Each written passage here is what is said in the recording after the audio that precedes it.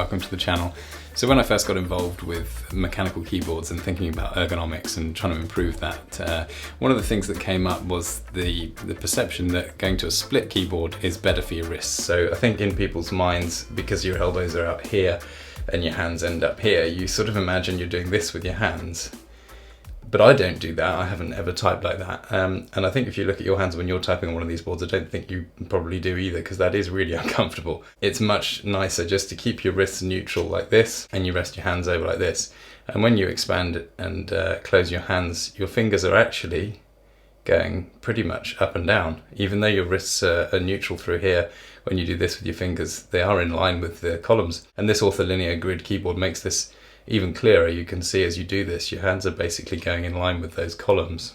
So forgetting the stagger on normal keyboards, we know there's no ergonomic advantage to that, which I've looked at in another video. So the fact that we've got the ortholinear keyboard here just demonstrates this a little bit easier. I think it's best just to hover over here, and of course that makes it slightly harder to deal with finding your home orientation, which is why a keyboard like this is so effective, because you're only ever moving one keys distance away from your home row, so it's much easier to type on without losing your orientation. Therefore you don't need the wrist rest. So let's just see what happens when I move out to the split. So you can see actually my fingers are going across the keyboard like that when I flatten them out, which is more or less exactly the same.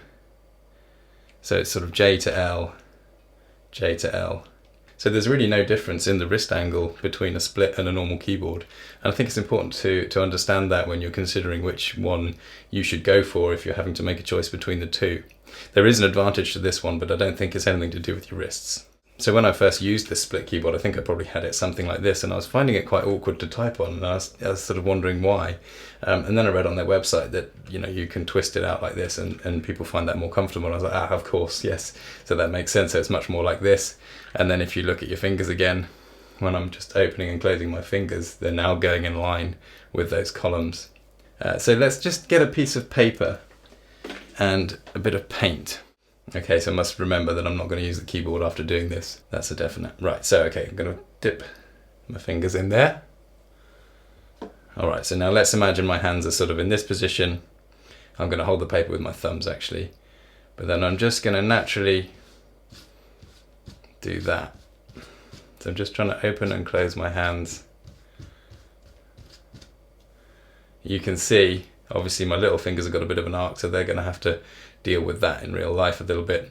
But basically the alignment is pretty much vertical. So if I go out here, keep my wrists and forearms fairly neutral, I'm just going to do the same thing. I'm not really looking, I'm just opening and closing my fingers. Oops, I moved that paper slightly, I think it was like that. You can now see that they're fanning out.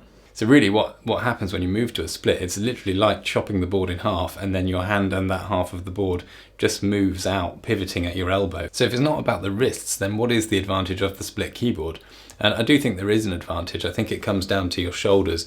So as you do that, it's more like what's happening behind me actually. So with my hands together, I don't know if you can see my shoulder blades. And when I do that, my shoulder blades come back and down and in, so my lats are more engaged. I think it comes down to if you're using a keyboard all day at a desk, the split keyboard is that much more comfortable because of that impact on your shoulders. So it's worth it for that, but the difference isn't quite so great as people think out. It's not like, fixed keyboards are a total disaster and split keyboards are far better because of all the wrists. You can still use a fixed keyboard pretty comfortably.